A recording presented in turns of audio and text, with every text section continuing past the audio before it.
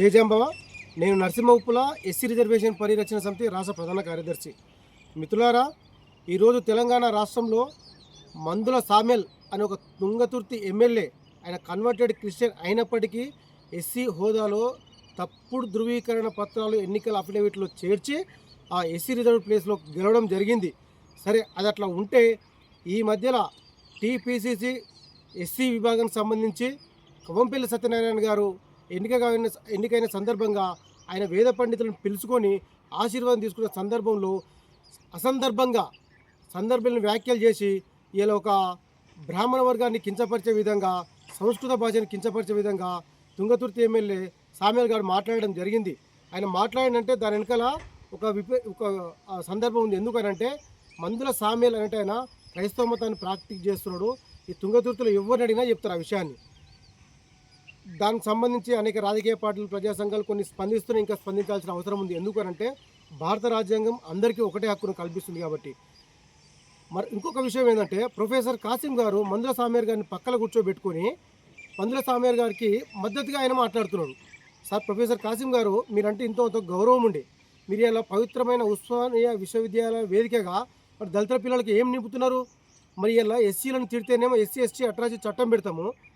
మరి ఇలా వేద మంత్రాలను కించపరుస్తున్నటువంటి మందుల సామ్యాల్ గారు ఆయన మాట్లాడే మాట పార్లమెంటరీ భాష ఉందా?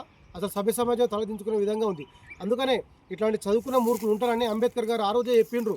సంస్కృతాన్ని జాతీయ భాష ఉండాలని అంబేద్కర్ గారు చెప్పారు.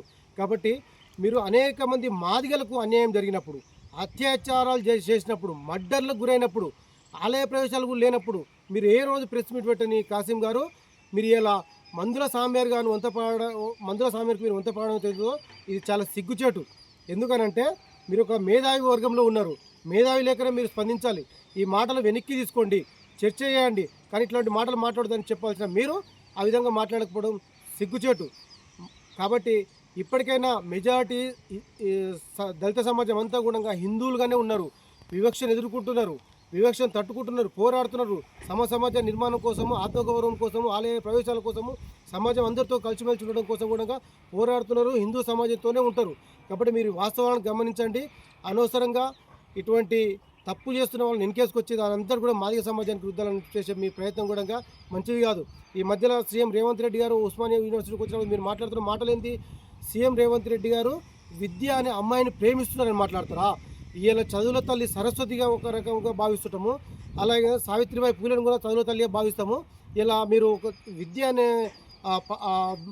దాన్ని మీరు ఒక అమ్మాయిగా పోల్చి దాన్ని రేవంత్ రెడ్డి గారు ప్రేమిస్తున్నారని మాట్లాడడం అయితే ఉందో మీ దిగజారుడుతనానికి సీఎం మెప్పు పొందడానికే. కానీ దీనివల్ల ఎస్సీ వర్గాలకు కానీ, మాదిగ వర్గాలకు కానీ, లేకపోతే మిగతా సమాజానికి కూడా ఇది ఎటువంటి ఉపయోగం చేకూర్చదు. కాబట్టి ఎవరికి మద్దతు ఇస్తున్నారో, ఎవరికి మద్దతు ఇస్తలేమనే విషయంలో మీరు తగు జాగ్రత్తలు తీసుకొని మద్దతు ఇవ్వాల్సిందిగా మీకు దయచేసి ఒక మంచి సూచన చేస్తున్నామని ఈ సందర్భంగా తెలియజేస్తున్నాము. ధన్యవాదాలు.